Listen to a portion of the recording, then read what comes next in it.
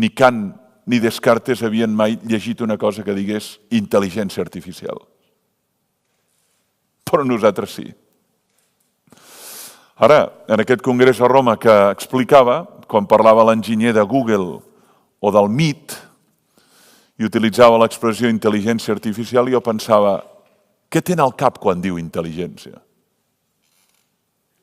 I què té al cap un filòsof o un teòleg o un antropòleg quan diu intel·ligència? Ja no dic pensar. Màquines pensants. Què vol dir pensar? El títol d'una obra de Martin Heidegger, no? Was heißt denken? Què vol dir pensar? No és tan evident. Pensar és només calcular? O pensar inclou operacions que van molt més enllà del càlcul? Perquè tal vegada llavors, si pensar és més que calcular,